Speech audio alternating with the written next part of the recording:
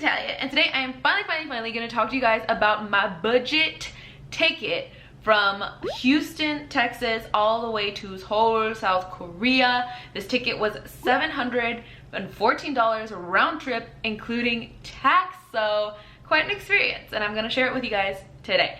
So let's get into the video. Go. We're getting on the plane. We're getting on the plane.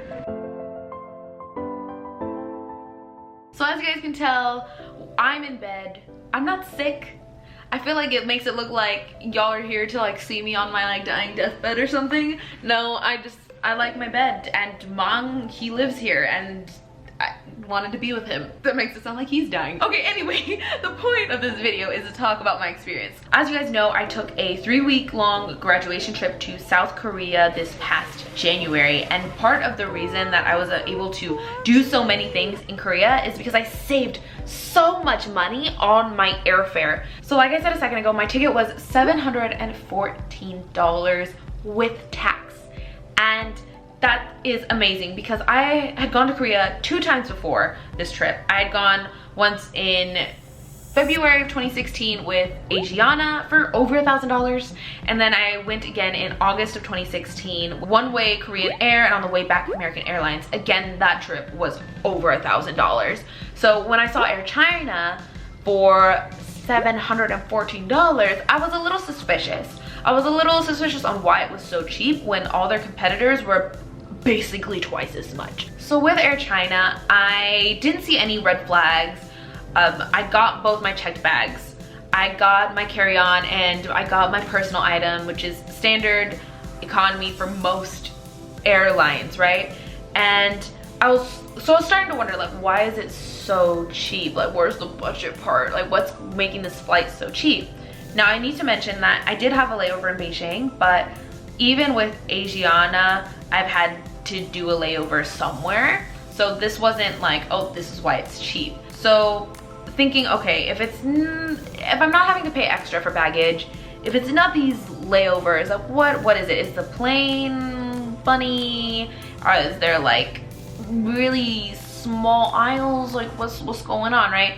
So as soon as I got on the plane, I realized that none of that was the reason. Like honestly, there was nothing on the flight, during the flight, quality, service, anything that made me feel like this was a budget airline and I only paid $714. Nothing, literally nothing. The food was, you know, standard airplane food. We weren't charged extra for snacks or beverages or anything really. Like maybe if you get wine, but I'm a student, I'm not gonna get wine. And then once we got to Beijing, the airport was nice. The layover, or the distance between my gates was basically nothing. Super nice, right? So on my flight from Beijing to Incheon, it was just over 2 hours. And this is the part that really impressed me. And maybe this is something that's standard on international flights that I'm not familiar with. My flight, even though it was just over 2 hours, they gave us a full meal. Like it was included in the price of the ticket. They gave us like seafood with like, if I remember correctly, like fruit and dessert and like a beverage. Like there was like a standard meal on the flight, even though it's just 2 hours. And in the US, if you're taking a flight like that that's only 2 hours, even 3 hours, they're not gonna feed you. They'll be like, do you want food?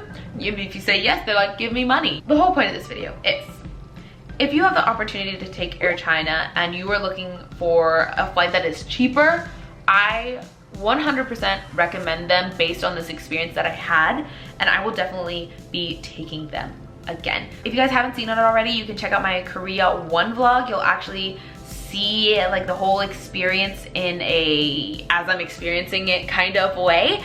But that's all for now, so I'll see you guys next time. Bye you guys, bye.